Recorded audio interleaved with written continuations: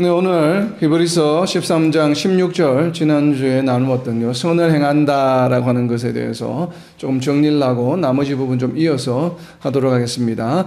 우리가 13장 16절에 나와 있는 것처럼 서로 나누어 준다고 하는 것은 우리가 수평적 관계에 있어서의 어떤 권면의 말씀, 그리고 또 선을 행한다고 하는 것은 하나님과 우리와의 관계에 해당하는 수직적인 관계에 대한 권면의 말씀으로 저희들이 나누었습니다. 선을 행한다는 것을 한마디로 한 줄로 좀 요약한다고 한다면, 우리가 선을 행한다고 하는 것은 하나님과의 우리의 관계를 잘 유지하는 것이죠. 즉 다시 말하면 하나님의 뜻에 따라 우리 안에 계신 예수님과 성령님의 인도하심을 받아서 하나님 보시기에 기뻐하시는 그러한 삶을 살아가는 것이, 그러한 삶의 모습이 바로 선을 행한다라고 하는 것으로 저희가 나누었습니다. 그래서 끝까지 우리가 하나님 앞에 가는 그날까지 우리의 믿음을 잃지 않고 끝까지 믿음을 지켜 나가는 것이 바로 선을 행하는 것이죠. 그래서 오늘 이어지는 내용, 선을 행한 결과는 그럼 어떻게 되는가? 제가 지금 9가지로 정리하였고 여러분에게 자료를 나누어 드렸는데, 오늘은 간단하게, 그리고 마지막에 있는 9번째는 하나님께 속한 자이다라고 하는 것만 좀 살펴보도록 하겠습니다. 그래서 선을 행하는 결과, 결국 하나님과의 우리의 관계, 즉 우리의 믿음을 끝까지 잘 지켜 나아갔을 때 종국에 우리가 얻게 되는 결과는 무엇인가라고 하는 것은 바로 요한3서 1장 11절에 나와 있습니다. 요한3서 1장 11절입니다. 사랑하는 자여, 악한 것을 본받지 말고 선한 것을 본받으라. 선을 행하는 자는 하나님께 속하고 악을 행하는 자는 하나님을 배웁지 못하였느니라. 아멘. 선을 행한 자는 어디에 속한다고 이야기합니까? 바로 하나님께 속한 자들이죠. 그렇죠? 우리가 믿음을 잃지 않고 하나님의 뜻을 따라 살아가는 자들의 모습은 바로 하나님께 속한 자들의 삶의 모습이 되겠죠. 자, 그리고 선을 행하지 않으면 그러면 어떻게 되는가? 선을 행하지 않으면 원수가 생기게 된다라고 호세아 8장 3절에서 이야기하고 있습니다. 호세아 8장 3절에 보면 이스라엘이 이미 선을 버렸으니 원수가 그를 따를 것이라. 이스라엘 민족에 대한 구약시대의 모습인데, 하나님과의 관계가 끊어졌으니 당연히 선과 반대되는 곳, 하나님께 속하지 않은 곳, 그것은 바로 하나님과 원수되는 것을 따르는 결과가 되겠죠. 그리고 신약 성경에서 야고보 기자는 이렇게 이야기를 합니다. 4장 17절, 야고보서 4장 17절에 보게 되면 그러므로 사람이 선을 행할 줄 알고도 행하지 아니하면 죄니라. 이제 하나님과의 관계를 믿음으로 서로 맺어진 다음에 예수님의 믿음으로 인해 하나님과의 관계가 성립된 이후에 그것이 선을 행할 줄 알고도 행하지 아니하게 되면 죄가 된다라고 이야기하고 있습니다. 왜냐하면 선과의 반대가 악이요 하나님과 원수되는 곳이기 때문에 그렇겠죠. 그래서 바로 죄가 된다라고 하는 것입니다. 그리고 요한 사도는 죄에 대해서 이렇게 이야기를 합니다. 죄라고 하는 것은 바로 요한복음 16장 9절에 있습니다. 요한 사도는 죄를 이렇게 정의하고 있습니다. 요한복음 16장 9절입니다. 죄에 대하여라 하면 그들이 나를 믿지 아니하며. 아멘. 여기서 나는 예수님이죠. 결국 죄라고 하는 것은 무엇입니까? 예수님을 믿지 않는 것이 죄다. 결국 예수님을 믿지 않는다고 하는 것은 하나님과의 반대편에 서게 되는 것이죠. 그러니까 결국 선을 행하지 않는 그런 삶이 되겠죠. 바로 죄에 대하여라면 예수님을 믿지 않는 것이다 라고 이야기합니다. 야고보서 4장 4절에 보게 되면 바로 이와 같이 예수님을 믿지 않는 것, 즉 하나님께 속하지 않는 것, 예수님께 속하지 않는 것, 예수님 반대편에, 하나님 반대편에 있는 것이 결국은 이제 죄가 되는데, 그리고 그것이 선을 행하는 것이 아닌 것이 되는데, 그러한 것을 설명하고 있는 구절이 바로 야고보서 4장 4절입니다. 야고보서 4장 4절에 보게 되면 가늠한 여인들아, 세상과 벗된 것이 하나님과 원수됨을 알지 못하느냐. 그런즉 누구든지 세상과 벗이 되고자 하는 자는 스스로 하나님과 원수되는 것이니라. 아멘. 자, 여기서 우리가 주의해야 될 것은 하나님 편에 속하지 않는 것, 즉 하나님과 반대편에 있는 것이 바로 원수되는 것이죠. 그런데 우리는 종종 성도들도 그러지만 성도들 중에 아마 많은 분들이 그럴 거예요. 우리가 평상시에 주중에 우리가 삶을 살아갈 때 세상과 벗이 되는 것을 개의치 않는 경우가 아마 들어 있을지도 모르겠어요. 그런데 오늘 야고보 사도는 세상과 벗이 되는 것을 하나님과 원수되는 것이다. 즉 다르게 표현하면 죄라는 것이죠. 그래서 결국은 하나님의 뜻에 합당하지 않은 삶을 살아가는 것이 결국은 세상과 벗이 되는 삶으로 야고보 기자는 바라보고 있습니다. 그렇기 때문에 우리가 정말 매일의 삶 가운데서 우리가 살아가는 이 모습들이 정말 하나님 보시기에 합당한 그런 삶, 하나님의 뜻에 따라 내 안에 계신 예수님이 살아가는 그런 삶인가 아닌가를 우리가 늘 점검해 볼 필요가 있겠죠. 그래서 정말 세상과 벗이 되는 삶이 아니라 하나님과 벗이 되는, 하나님과 함께 동행하는 그런 삶을 살아가는 모습이 바로 선을 행하며 살아가는 모습이 되겠죠. 자, 그렇다면 우리는 선을 행하기 위해서는 그럼 과연 어떻게 하여야 하는가? 우리의 능력으로, 우리의 의지로 할 수 없다고 지난 시간에 나누었죠, 우리가. 자, 그 첫 번째 방법이 누가복음 6장 45절에 있습니다. 누가복음 6장 45절에 보게 되면 우리가 어떻게 우리의 매일의 삶 가운데 선을 행하며 살아갈 수 있을지에 우리에게 지혜를 주고 있습니다. 누가복음 6장 45절입니다.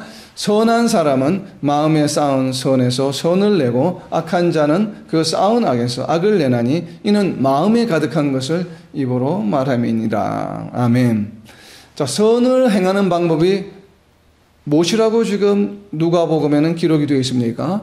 선을 행하는 것에 전제되는 첫 번째 행위가 무엇인가 하면 마음으로부터 시작합니다. 마음에 선을 많이 쌓아야 한다는 것이죠. 그래서 마음에 쌓은 선, 마음에 선을 많이 쌓아 두어야만 그것이 저절로 우리의 입을 통해서 선한 말이 입을 통해서 나오게 된다는 것이죠. 그래서 선한 행위를 하기 위해서는 마찬가지겠죠.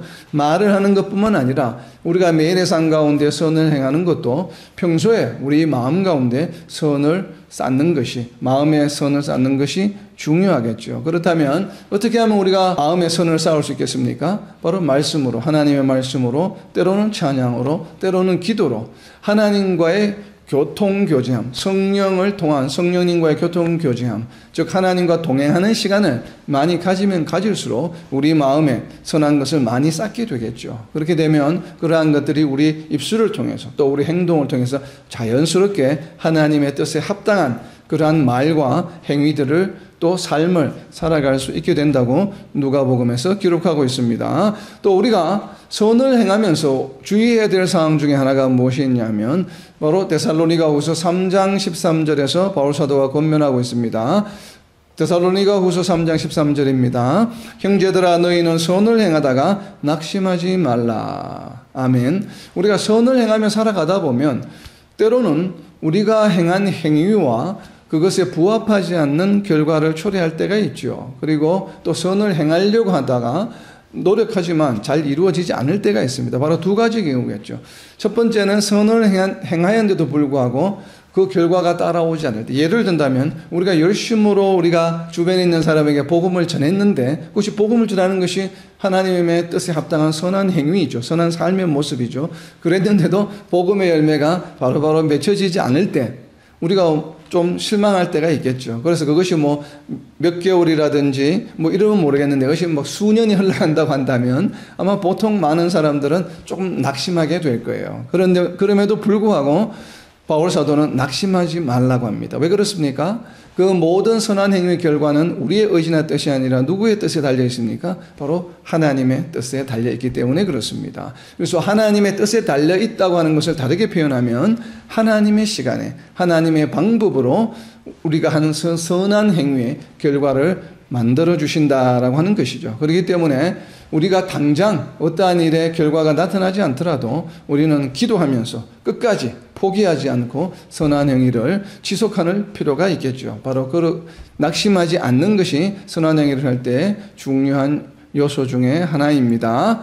자, 그리고 뒤로 넘기셔서 베드로전서 4장 19절 말씀해 보게 되면 선한 행위를 하기 위해서 우리가 해야 될 것, 방금 나누어 본 것처럼 그 방법을 좀 구체적으로 직접적으로 표현하고 있습니다. 베드로전서 4장 19절입니다. 베드로전서 4장 19절 말씀. 그러므로 하나님의 뜻대로 고난을 받는 자들은 또한 선을 행하는 가운데 그 영혼을 미쁘신 창조주께 의탁할지어다. 아멘. 우리가 삶을 살아가는 가운데 어렵고 힘든 일, 고난을 당할 때가 있죠. 또 그리고 우리가 선을 행하는 가운데서도 우리의 의지와 아니면 우리의 어떤 형편과 상황에 맞지 않게 또 어렵고 힘든 일을 또 겪게 될 때가 있겠죠. 바로 그럴 때 우리는 어떻게 해야 됩니까? 우리가 우리의 의지나 노력이나 우리의 지혜로 하는 것이 아니라 누구께 의탁하라고 합니까? 창조주 하나님께 의탁하라, 의지하라라고 이야기합니다. 왜냐하면 우리는 지난 시간에 나누어 본 것처럼 우리는 선을 행할 수 있는 존재가 못 되기 때문에 그렇습니다. 선은 누구만 행할 수 있습니까? 하나님만 행하실 수 있죠. 예수님만 행하실 수 있죠. 왜 그렇습니까? 하나님은 선하신 분이시기 때문에 그래요.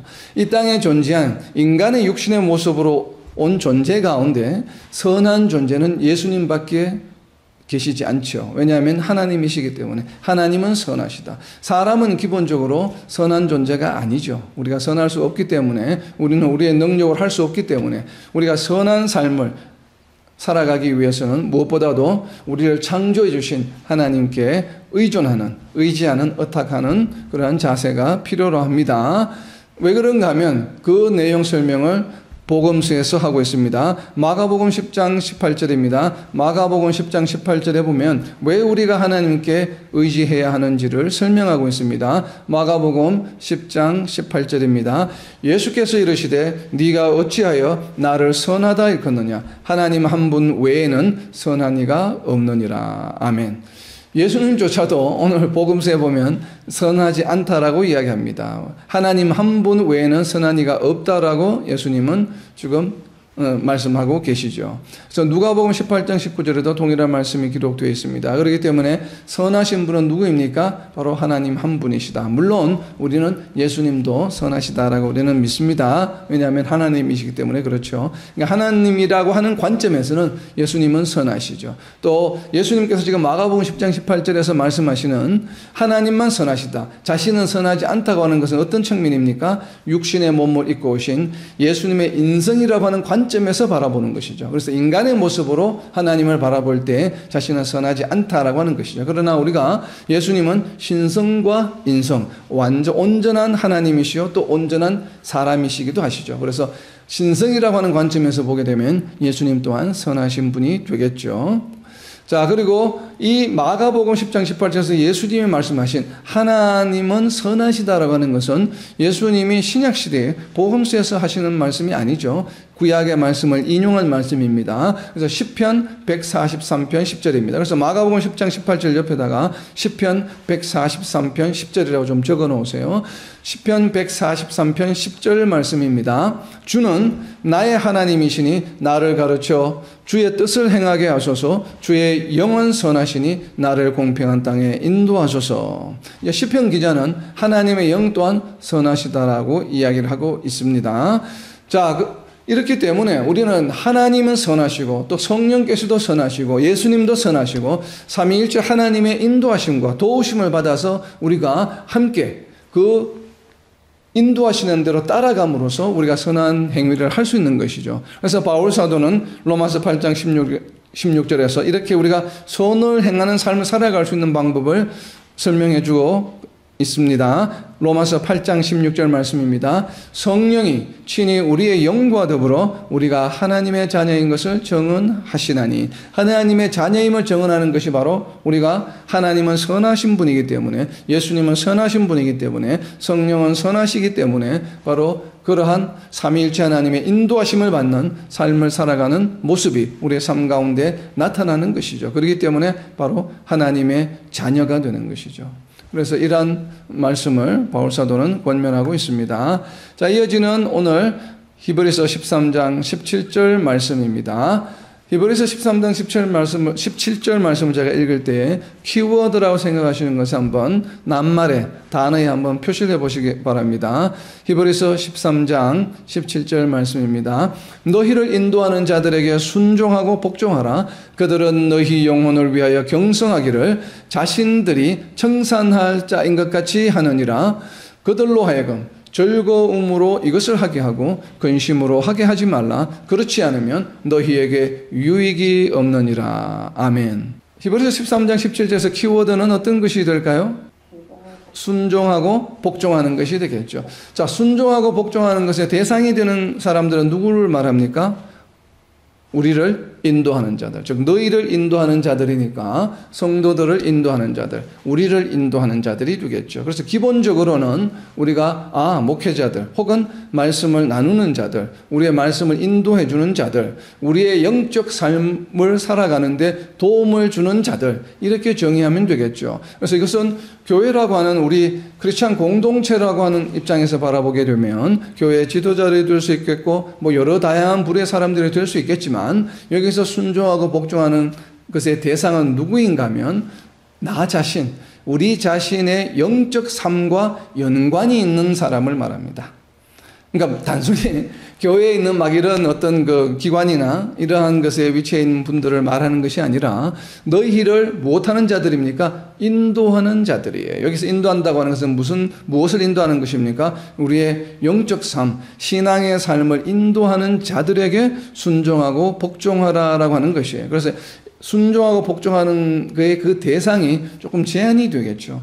우리가 교회 공동체를 보게 되면 우리의 영적 삶을 인도해 주시는 분들이 되겠지만, 우리 가정으로 보게 되면 어떻게 될까요? 우리 자녀들에게는 누가 우리 자녀들의 영적 삶을 인도하는 자들이 되겠습니까? 바로 부모님들이 되겠죠. 아빠와 엄마가, 그리고 자녀들에게 신앙 교육을 하는 사람들이 바로 영적으로 인도하는 자들이 되겠죠. 이것은 꼭 부모님들뿐만 아니라 형제 자매 간에게도 있을 수 있겠죠. 형이 될 수도 있고 오빠가 될 수도 있겠죠. 언니가 될 수도 있겠죠. 누가 되었든지 간에 하나님의 말씀으로 영적 삶을 인도해주고 그 영적 지혜를 나누어주고 도와주는 그런 모든 사람들이 바로 인도하는 자들이 되겠죠. 그래서 영적 삶을 지도하는 자들이에요. 그래서 뒤에 나오는 내용을 보면 그들은 너희 영혼을 위하여 경성하기를 자신들이 청산할 자인 것 같이 하느니라. 자, 이거는 무슨 뜻일까요? 지금 한글 번역이 상당히 어렵게 되어 있습니다. 그래서 도대체 이게 무슨 말인가? 그들이라고 하는 것은 바로 누구를 말합니까? 인도하는 자들이죠. 그리고 너희는 누구입니까? 바로 우리 자신들, 성도들이죠. 인도하는 자들이 성도들의 영혼을 위하여 경성하기를, 자신들이 청산할 자인 것 같이, 경성한다는 말이 상당히 예스러운 표현인데, 경성한다고 하는 것은 무슨 의미입니까? 경성한다고 하는 것은 뭔가 이렇게 지켜본다, 또 깨우쳐준다, 뭐 이런 것이죠. 각성시켜준다, 이런 의미이죠. 그래서 자신들이 청산할 자인 것 같이 하느니라. 청산한다고 하는 것은 무슨 의미예요? 결산한다는 뜻이죠. 결산. 이 결산은 언제 하는 것일까요? 결산은 우리가 죽고 나서 나중에 예수님이 재림하실 때에 예수님 앞에 섰을 때의 이야기입니다. 그때 청산하는 것이에요. 그때 무엇을 청산합니까?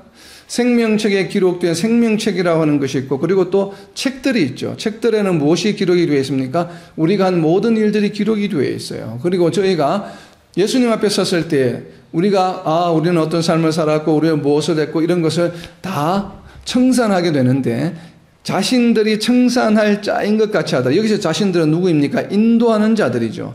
인도하는 자들이 무엇을 청산하는가 하면 자기가 영적으로 인도해 주던 대상에 관하여 청산한다는 개념이에요. 무슨 말인가 하면 말씀을 가르쳐 주고 아니면 뭐 주일날 설교 말씀으로 깨우쳐 주고 하던 그분들이 내가 이렇게 누구에게 말씀을 가르쳐 주고 또 말씀을 전하고 복음을 전했는데 그 결과가 어떻다라고 하는 것을, 그 말씀을 전하고 복음을 전한 사람들이 하나님께 나중에 예수님께 다 보고한다는 것이에요.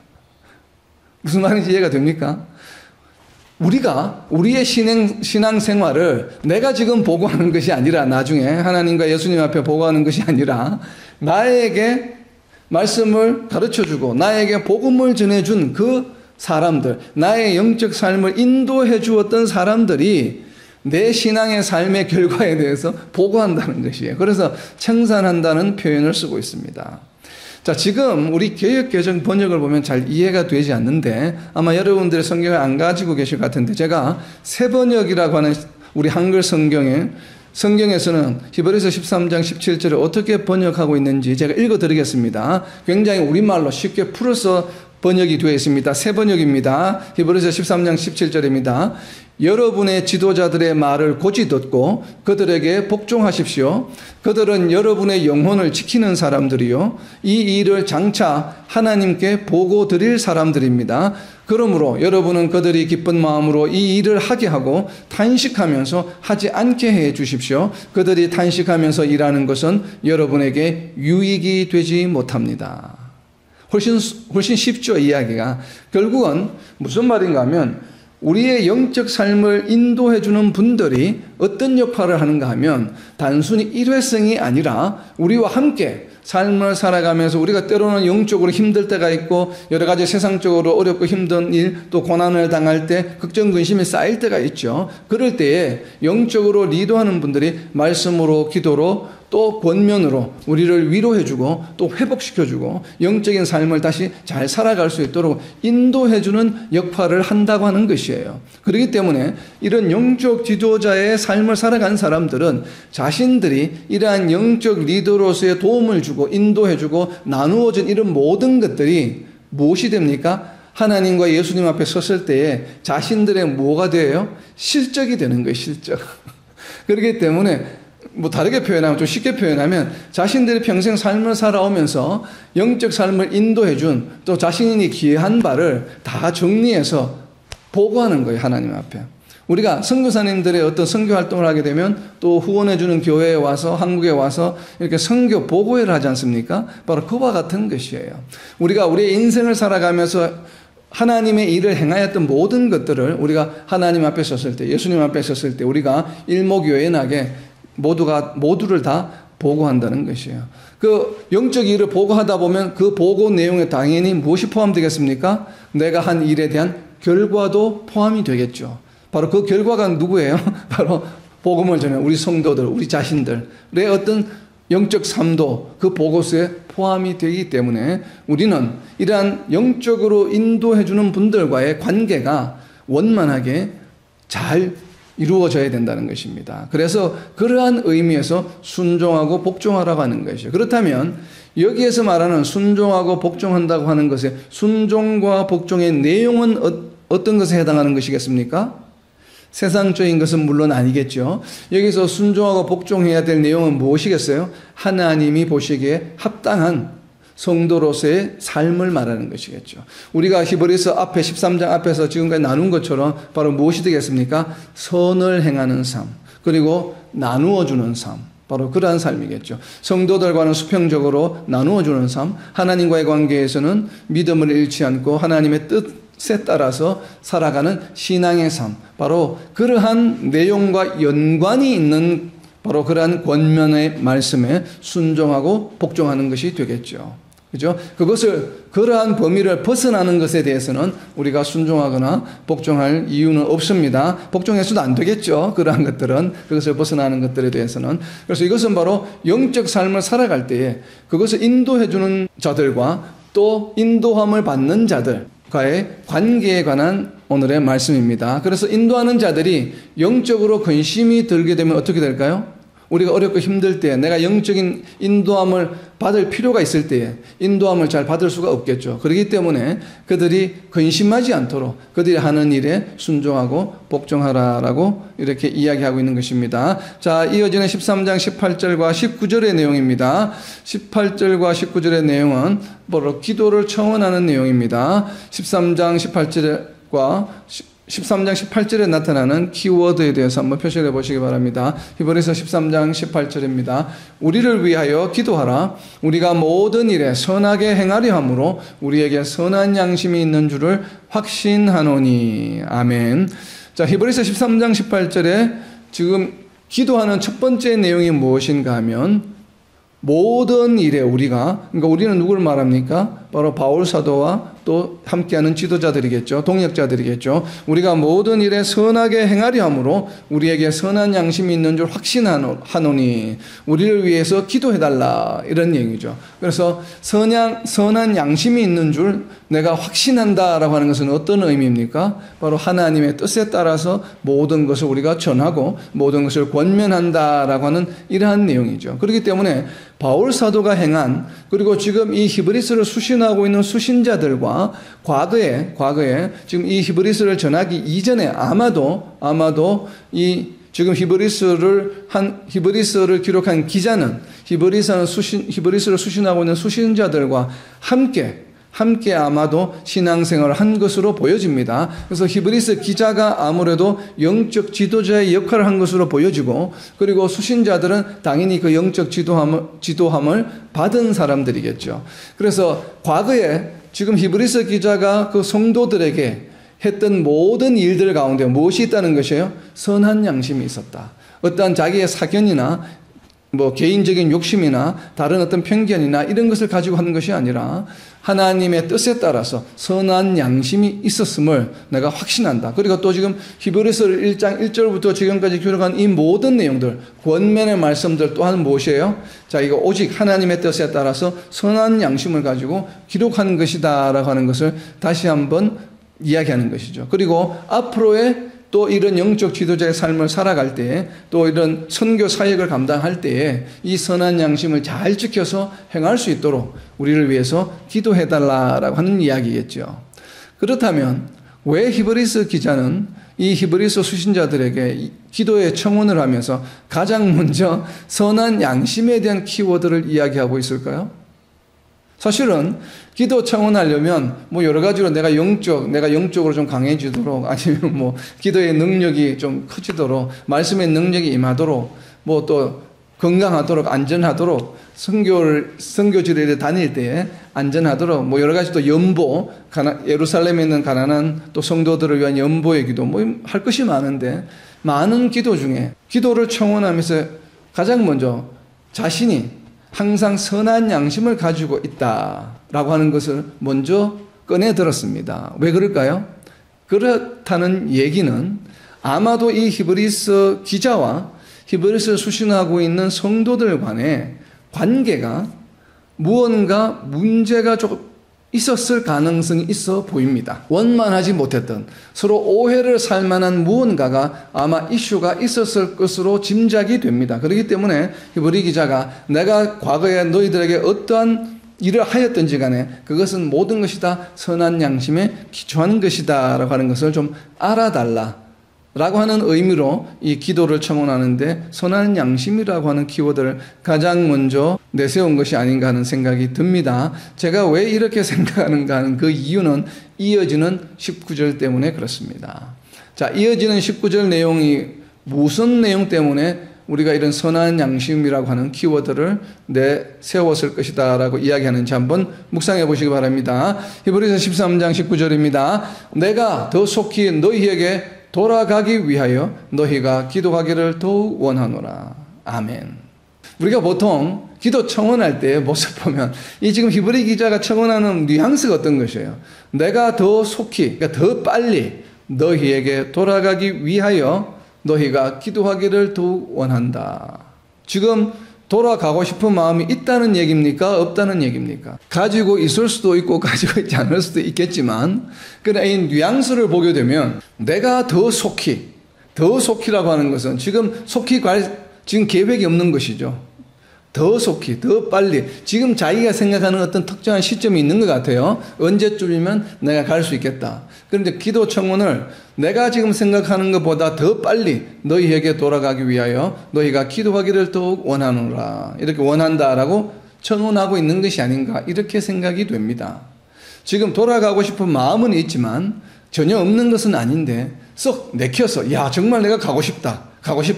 이러한 마음의 자세가 아직은 되지 않은 것으로 보여집니다. 가기는 가야 되겠고 갈 마음은 있는데 적극적으로 정말 좋아서 이렇게 가려고 하는 마음의 상태가 아닌 것으로 보여져요. 그래서 이 선한 양심이라고 하는 부분과 더 속히 너희에게 돌아가기를 기도해달라고 요구하는 것을 보게 되면 자신도 무언가가 지금 변할 것이 조금 더 필요하고, 그리고 지금 성도들 또한 무언가가 조금 변화가 있어야만 자기가 돌아갈 수 있는 환경이 만들어지지 않을까라고 하는 그런 생각을 해보게 됩니다. 제가 왜 이렇게 이야기를 하는가 하면 19절에 나와 있는 돌아가기라고 하는 이 돌아간다라고 하는 동사 때문에 그렇습니다.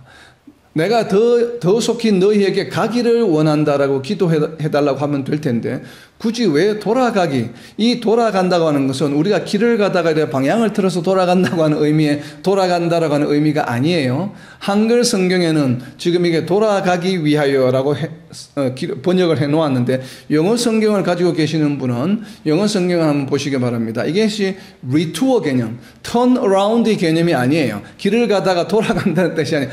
온 길을 다시 돌아간다. go back의 의미가 아니에요. 이 단어, 헬라어 단어의 의미는 무엇인가 하면 go back의 의미가 아니고 돌아간다고 하는 이 의미를 영어 성경에서 무엇이라고 표현하고 있습니까? restored. NIV 성경에는 restored예요. restore 한다는 것은 무슨 의미예요? 무언가가 회복된다는 의미예요. 여기에 사용되건 헬라어는 go back, turn around, 돌아간다라고 하는 그런 어떤 걸어가는 길의 방향을 나타내는 동사가 아니라 깨어진 관계가 restore, 회복된다는 의미의 헬라어 단어입니다. 그래서 다시 표현하게 되면 내가 더 속히 너희와의 관계가 회복되기 위하여 너희가 기도하기를 더 원하노라. 이렇게 번역하는 것이 어떻게 보면 좀 더 정확한 번역입니다. 그래서 이 회복된다라고 하는 의미가 바로 무엇인가 하면 회복되고 나서 비로소 너희들에게 다시 내가 방문하게 되기를 기도한다는 의미예요. 너희에게 돌아간다라고 하는 의미가 지금은 가고 싶은 마음이 조금은 없는 것이에요. 그래서 이 마음이 회복되게 되면 내가 돌아갈 거야. 그렇기 때문에 이 히브리서 13장 19절을 이것을 별표를 좀 해놓으세요. 이 히브리서 13장 19절 이 말씀이 왜 중요한가 하면 지금 거의 2000년 동안 숙제로 남아있는 히브리서 저자를 유추해 볼 수 있는 굉장히 중요한 키 구절이라고 저는 생각을 합니다. 히브리서 전체에서. 히브리서 기자가 누구인지에 대해서는 여러 가지 설이 있습니다. 과거에는 대부분 바울 사도가 쓴 것으로 우리가 생각을 했지만 그러나 최근 들어서 바울 사도가 아니다. 여러 가지 그릭, 헬라어 문체라든지 또 내용을 보게 되면 바울 사도가 아닌 다른 사람이 기록했을 가능성이 많다라고 이제 많은 신학자들이 이야기를 하고 있습니다. 저는 개인적으로 바울 사도가 아니라고 생각을 합니다. 개인적으로는. 그 이유가 바로 이 히브리서 13장 19절 때문에 그렇습니다. 이 돌아간다고 하는 것. restore, 깨어진 관계가 회복될 수 있도록 기도해달라고 지금 누구에게 이야기합니까? 성도들에게 청원 기도를 하고 있어요. 그렇기 때문에 과거에 성도들과 이 히브리 기자는 함께 신앙생활을 했고 함께 이 교회 생활을 하였고 그 관계가 깨어져서 지금은 다른 도시로 와서 떨어져 있는 것으로 지금 보여집니다. 그래서 이와 같은 것을 짐작해 볼 수 있는 성경 구절이 신약 성경에 나옵니다. 이와 같은 내용들과 유사한 내용이 어디에 나오는가 하면 그 옆에다가 히브리서 13장 19절 옆에다 적어 놓으세요. 고린도전서 16장 12절입니다. 고린도전서 16장 12절을 읽을 때에 제가 바로 이 히브리서 13장 19절의 내용의 뜻을 이것은 깨어진 관계가 회복되기를 청원하는 기도구나라고 하는 것에 대한 조금 더 확신을 가지게 된 이유입니다. 고린도전서 16장 12절입니다. 고린도전서 16장 12절. 자, 어떤 내용이 히브리서 13장 19절의 뜻을 조금 더 이해하는 데 도움이 되는지 한번 밑줄을 쳐보시기 바랍니다. 고린도전서 16장 12절입니다. 형제 아볼로에 대하여는 그에게 형제들과 함께 너희에게 가라고 내가 많이 권하였으되 지금은 갈 뜻이 전혀 없으나 기회가 있으면 가리라. 아멘. 누구에 관한 이야기예요? 이게 지금 누가 기록하고 있는 서신입니까? 바울 사도가 기록하고 있는 고린도 전서죠. 그럼 고린도 전서는 누구에게 보내진 편지예요? 고린도 교회에 보내진 편지죠. 그래서 바울 사도는 아볼로를 지금 고린도 교회에 보내고 싶어요. 지금 고린도전서는 어디에서 기록이 된 서신서입니까? 바울 사도가 에베소 교회에서 지금 고린도 교회에 보낸 편지예요. 그럼 지금 바울 사도는 어디에 있습니까? 에베소에 있어요. 아볼로가 바로 바울 사도와 함께 있죠. 어디에 있습니까? 지금 에베소 교회에 있어요. 바울 사도가 아볼로에게 아볼로야, 자 이제 고린도 교회로 좀 돌아가라. 사역을 해라. 감당해라. 거기 가서. 그런데 지금 아볼로가 무엇이라고 이야기합니까? 지금은 갈 뜻이 전혀 없다. 왜 전혀 없습니까? 지금 아볼로가 고린도 교회 성도들과의 관계가 좋지 않은 거예요. 지금 마음에 무언가가 맺힌 게 있기 때문에 그래요. 아직 풀려지지 않은 부분들이 있기 때문에 그렇습니다. 그래서 지금 가지 않겠다. 나중에 기회가 있으면 가겠다. 그러니까 아볼로 혼자 가라고 이야기하지 않았어요. 주변에 있는 형제들과, 뭐 형제가 어떤 사람인지 모르겠지만 바울 사도와 동역하고 있는 사람들이겠죠. 누구이겠습니까? 지금 에베소 교회는 뭐 브리스길라와 아굴라와 뭐 이런 사람들이 함께 있죠. 그렇죠? 에베소 교회에 지금 같이 있었으니까. 그리고 이 아볼로와 브리스길라와 아굴라는 또 어디에 교회에 함께 있었습니까? 바울 사도와 고린도 교회에서도 함께 사역을 했죠. 그런데 지금은 고린도 교회를 떠나서 에베소 교회에 와 있는 것이에요. 그래서 에베소 교회에 와 있을 때에 아볼로가 다시 지금 고린도 교회에 가고 싶지 않은 것이에요. 무언가가 지금 문제가 있습니다. 그래서 나중에 내가 때가 되면 가겠다라고 이야기하는 것이에요. 그래서 지금 아볼로가 형제들과 함께 다시 고린도 교회로 가기를 바울 사도는 원하는데 그러한 모습이 히브리서 13장 19절에 나타난다는 것이에요. 내가 더 속히 너희에게 돌아가게 너희와의 관계가 회복되기를 너희가 기도하라. 그렇게 되어서 그 기도의 응답으로 관계가 회복되면 리스토어 되면 어떻게 하겠다는 얘기입니까? 성도들에게 가겠다는 이야기죠. 그렇기 때문에 저는 기본적으로 이 히브리서는 아볼로가 기록했을 가능성이 굉장히 높아 보입니다. 그래서 그 히브리서 수신자는 또 어디가 되겠습니까? 고린도 교회로 보여집니다. 많은 신학자들은 이 히브리서가 바울이 기록하였고 그리고 로마 교회에 보내진 편지로 해석하는 경우가 많이 있습니다. 물론 그럴 가능성도 상당히 높습니다. 그렇지만 저는 이 히브리서 13장 19절과 고린도전서 16장 12절의 내용을 함께 묵상해 보게 되면 아볼로가 기록하고 수신자가 고린도 교회일 가능성이 저는 높아 보입니다. 왜 그런가 하면 고린도전서 16장 12절에 이러한 내용, 아볼로 가기를 원하지 않는다라고 하는 이런 내용을 굳이 성경에 기록할 이유는 없겠죠. 자, 이어지는 히브리서 13장 20절입니다. 히브리서 13장 20절. 양들의 큰 목자이신 우리 주 예수를 영원한 언약의 피로 죽은 자 가운데서 이끌어내신 평강의 하나님이, 자, 이 평강의 하나님을 그리고 또 우리 주 예수님을 무엇으로 호명했습니까? 지금 히브리서에는 히브리서 1장부터 예수님을 계속 다른 대상들과 비교하고 있죠. 천사들과 선지자들과 모세와 아브라함과 계속 비교하고 있는데 특별히 이제 히브리서를 클로징하는 결론에 해당하는 부분에서 히브리 기자는 다시 한번 예수님을 다른 이름으로 부릅니다. 그 이름을 무엇으로 선택했습니까? 큰 목자, 양들의 큰 목자라고 선언을 했습니다. 그렇다면 양들의 큰 목자라고 이야기하고 있는 이유는 무엇일까요? 바로 우리가 다음 주에 이제 묵상하게 될 요한복음에 그 답이 있습니다. 요한복음 10장 1절. 목자라고 하는 개념. 이 신약 성경에 나와 있는 목자라고 하는 개념. 구약 성경에서 양들을 돌보던 목자죠. 그러나 신약 성경에서 이 목자라고 하는 개념은 어떻게 정의가 되고 있는지 요한복음 10장 1절입니다. 자, 양들의 큰 목자 옆에다가 요한복음 10장 1절이라고 좀 적어 놓으세요. 요한복음 10장 1절입니다. 나는 선한 목자라. 예수님이죠. 나는 선한 목자라. 선한 목자는 양들을 위하여 목숨을 버리거니와. 선한 목자는 어떤 존재이라고요? 바로 양들을 위해 목숨을 버리는 존재예요. 그래서 히브리 기자가 양들의 큰 목자 되신 우리 주 예수라고 이야기하신 것은 예수님이 어떤 일을 하셨다고요? 우리를 위해서 목숨을 버리셨다라고 하는 것이에요. 바로 이것이 양들의 큰 목자라고 하는 첫 번째 의미입니다. 그리고 요한복음 10장 2절에 이어지는 2절에 보게 되면 문으로 들어가는 이는 양의 목자라. 목자는 당연히 문으로 들어가겠죠. 양우리의 문으로 들어가지 담을 넘어가지 않죠. 도둑만 담을 넘어가죠. 바로 그러한 내용을 이야기하고 있고, 그리고 중요한 키워드 중에 하나가 요한복음 10장 바로 뒤에 나오는 14절입니다. 14절. 히브리 기자도 아마도 예수님을 큰 목자라고, 양들의 큰 목자라고 표현한 이유 중에 하나일 것으로 보여집니다.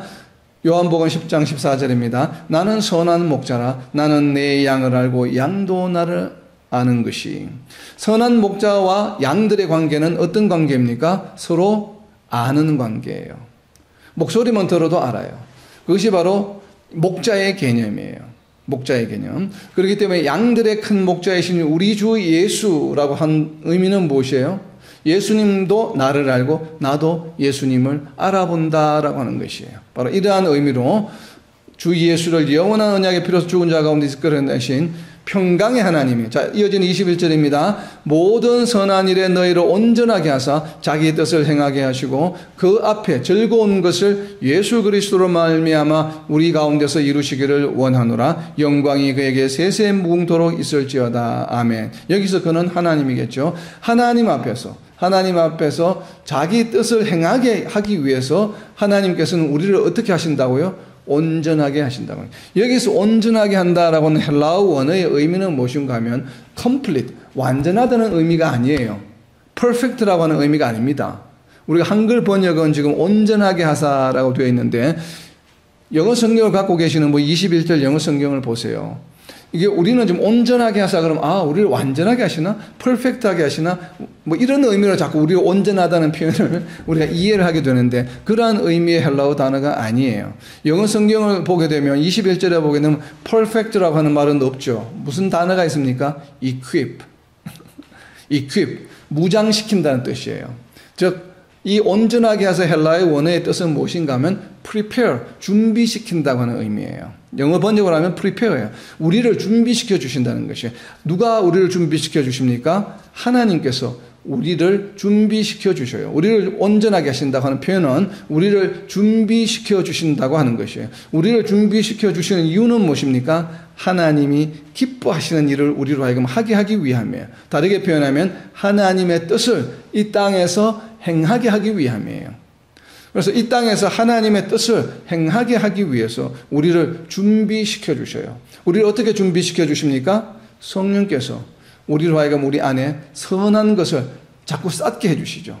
마음에 선한 것을 쌓아야 우리의 말과 행동이 선한 행동을 할 수 있다라고 우리가 조금 전에 나누었지 않습니까? 그런 것처럼 성령께서 우리를 계속 준비시켜 주셔요. 어떻게? 우리에게 말씀을 가르쳐 주시고 또 말씀을 기억나게 해주시고 우리로 하여금 기도하게 하시고 그렇게 해서 우리를 준비시켜 주셔서 정말 우리가 이 땅에서 하나님 보시기에 합당한 선한 삶을 살아갈 수 있도록 해주신다라고 하는 것이에요. 바로 그러한 의미입니다. 우리를 온전하게 해준다는 의미는. 자, 이제 마지막 뒤에 나오는 13장 22절부터 25절까지 이제 클로징하는 말씀입니다. 형제들아 내가 너희를 권하노니 권면의 말을 용납하라. 내가 간단히 너희에게 썼느니라. 우리 형제 디모데가 노인 것을 너희가 알라. 그가 속히 오면 내가 그와 함께 가서 너희를 보리라. 너희를 인도하는 자들과 및 모든 성도들에게 문안하라. 이달리아에서 온 자들도 너희에게 문안하느니라. 은혜가 너희 모든 사람에게 있을지어다. 아멘. 자, 히브리 기자가 언제 지금 히브리서를 수신하고 있는 성도들에 간다고 이야기를 합니까? 디모데가 올 때에. 그러면 히브리 기자가 누구인지는 모르지만 과거에 히브리서를 수신하고 있는 그 교회에 히브리 기자와 누가 함께 사역을 했다는 얘기입니까? 바로 디모데가 함께 사역했다는 얘기죠. 그래서 히브리 기자 플러스 디모데가 히브리서를 수신하고 있는 교회에서 사역을 예전에 감당했었습니다. 그렇기 때문에 다시 디모데가 지금 히브리 기자가 현재 있는 곳에 오게 되면 같이 함께 가겠다고 하는 것이에요. 그렇다면 바울이 개척한 교회 중에서 디모데와 함께 사역을 했던 곳, 즉 아볼로가 함께 사역했던 곳은 어디인가 하면 고린도 교회예요. 고린도 교회에서 디모데와 아볼로가 함께 사역을 했었습니다. 우리가 교회사에 보게 되면. 그렇기 때문에 고린도 교회일 가능성이 높습니다. 고린도 교회일 가능성이 높은 이유 중에 하나가 또 방금 읽은 24절의 그 내용이 있습니다. 24절에 누구를 언급하고 있습니까? 이탈리아에서 온 자들. 자, 이탈리아에서 온 자들은 누구입니까? 브리스길라와 아굴라예요. 브리스길라와 아굴라를 바울 사도가 어디에서 처음 만났습니까? 바로 고린도에서 처음 만났어요. 고린도에서 처음 만나서 고린도 교회를 개척했죠. 그리고 나서 바울 사도가 에베소 교회로 돌아올 때에 누가 따라왔습니까? 브리스길라와 아굴라가 따라왔습니다. 그래서 브리스길라와 아굴라가 바울 사도와 함께 에베소 교회에서 한동안 사역을 같이 담당했습니다. 그래서 브리스길라와 아굴라가 나중에는 주로 에베소 교회에서 사역을 감당했습니다.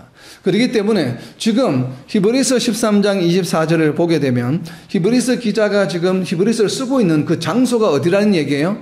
장소가 명확하게 언급이 되어 있지 않지만 그 장소에 지금 누가 함께 있다는 얘기입니까? 브리스길라와 아굴라가 함께 있다는 얘기예요. 그리고 그 장소는 장차 누가 그 장소로 그 교회로 올 예정입니까? 디모데가 올 예정이에요. 자, 디모데와 브리스길라와 아굴라가 함께 했던 곳은 바로 에베소 교회입니다. 그리고 에베소 교회이기 때문에 여기에서는 아볼로도 역시 에베소 교회에서 주로 사역을 했습니다. 그렇기 때문에 히브리서의 저자가 아볼로일 가능성이 아까 우리가 좀 전에 찾아본 고린도전서의 내용과 이것을 종합하게 되면 아볼로, 브리스길라와 아굴라 그리고 또 아볼로가 고린도 교회 성도들과 가지고 있었던 이런 갈등의 문제 이런 걸 다 생각해 보면 히브리서의 저자는 아볼로이고 히브리서를 수신하고 있는 교회는 고린도 교회일 가능성이 높은 것으로 저는 추정합니다. 자, 그리고 25절 마지막에 있는 마지막 성경 구절입니다. 보통 서신서의 마지막에 많이 인용이 되는 구절이죠. 은혜가 너희 모든 사람에게 있을지어다. 자, 여기서 말하는 은혜는 무엇을 말할까요? 우리가 바울 서신에도 마찬가지고 은혜라는 단어가 자주 등장하죠. 에베소서에서도 자주 등장하고 이 은혜는 바로 우리가 죄 사함을 받는 것, 그리고 영생을 얻는 것, 우리가 구원을 얻는 것과 연관이 있는 은혜이겠죠.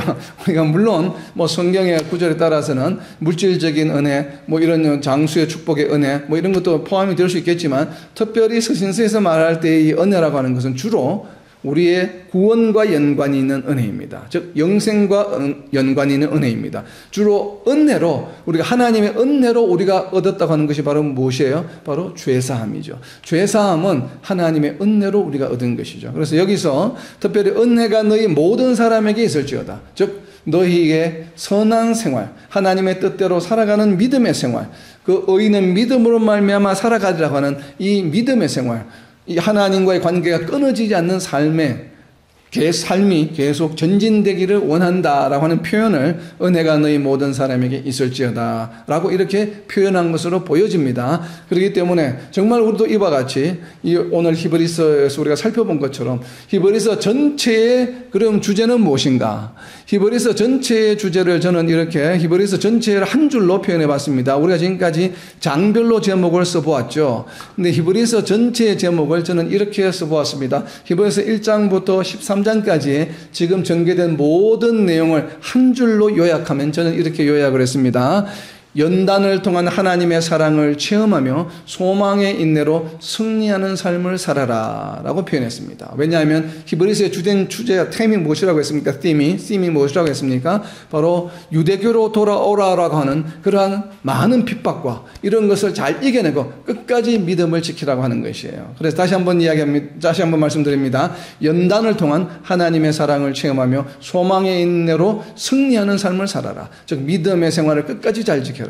오늘날 우리에게도 적용되는 말씀입니다. 정말 어렵고 힘든 상황이지만 정말 하나님께서 우리를 사랑하고 계시다고 하는 이 하나님의 사랑을 우리가 날마다 인지하고 체험하면서 정말 장차 우리에게 주실 영생의 소망을 늘 기억하면서 지금 당장 우리가 맞닥뜨리고 있는 고난과 여러 가지 어려운 역경들을 잘 인내하며 믿음의 생활을 끝까지 성실히 승리하는 저와 여러분 그리고 이 땅의 모든 하나님의 백성들이 되시기를 예수님의 이름으로 선포합니다.